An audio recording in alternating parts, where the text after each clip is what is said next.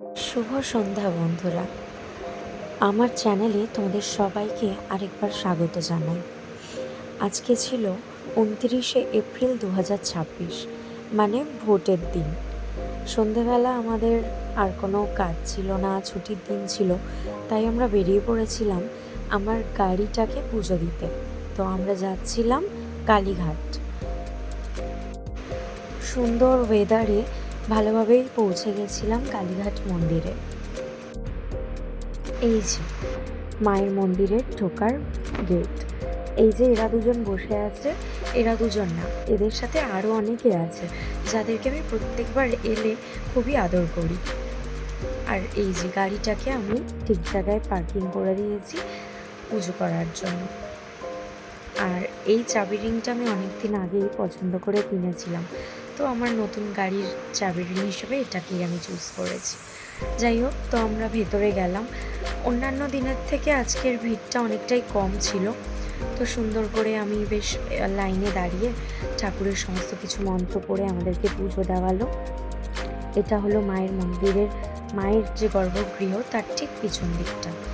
এইভাবে লাইন দিয়ে আমরা পুজো দিলাম। বেরোনোর সময় দেখলাম হঠাৎই বীভৎস বৃষ্টি, মানে ওয়েদার টোটালি চেঞ্জড। একটু চিন্তা হচ্ছিল যে গাড়ি পুজোটাও বাকি রয়েছে, প্লাস বাড়ি যাওয়ার আছে অনেকটাই। তো যাই হোক, আরেকবার মায়ের দর্শন ওখানেই দাঁড়িয়ে দাঁড়িয়ে করছিলাম যতটা সময় পেরেছি। আজকের মতন খালিভাবে তো অন্যদিন দেখতে পেতাম না, তাই মায়ের দর্শনই করলাম দাঁড়িয়ে দাঁড়িয়ে। কিন্তু অনেকক্ষণ সময় কেটে যাওয়ার পরেও এই ঝোড়ো হাওয়া, বৃষ্টি, বিদ্যুৎ চমকানো কিছুই কমছিল না। আর তার মধ্যে এই বাচ্চাগুলো বৃষ্টির মধ্যে ভিজছিল, খেলা করছিল। তারপর কোনো রকমভাবে ভিজে ভিজে চলে এলাম ডালার দোকানে। এই দোকানটা আমাদেরই চেনা পরিচিত একজনের, কিন্তু গাড়িটাকে এইভাবে ভিজতে দেখে খুবই খারাপ লাগছিল। আমরাও দোকানের ভেতর বসে বসে বোর হচ্ছিলাম। আর এই যে দীপের কপালে টিপ পরাতে গিয়ে চুলের মধ্যেও পরিয়ে দিয়েছে, সেটা নিয়েই কথা বলছিলাম। আর ওই যে গাড়িটা আমার দাঁড়িয়ে দাঁড়িয়ে ভিজছে, সত্যি খুব খারাপ লাগছিল।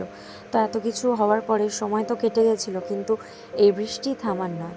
তাই ওনারা বললেন গাড়িটাকে দোকানের সামনে এসে স্ট্যান্ড করাতে, এখানেই উনি পুজো করে দেবেন। সেই মতো গাড়িকে সামনে আনা হলো। ওখানেই উনি ওনার সমস্ত যা করণীয় সেগুলো করছিলেন, আর আমি ভেতর থেকেই ভিডিও করছিলাম। সন্ধেবেলা এত সুন্দর ওয়েদারে আমরা বেরোলাম, রাস্তাঘাটও ফাঁকা ছিল যেহেতু ভোট ছিল, সব কিছুই এত সুন্দর হয়েছিল, কিন্তু তারপরে এত বাজে একটা ওয়েদার হয়ে গেল। যাই হোক, আমি পুজো করে নিলাম, উনি মন্ত্র পড়ে আমাকে পুজো করালেন।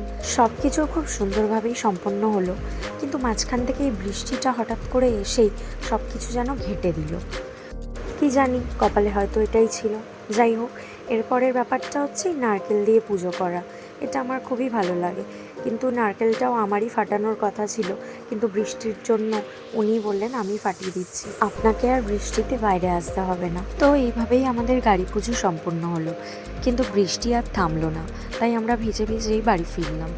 চলো, পরের ভিডিওতে আবার দেখা হবে। টাটা।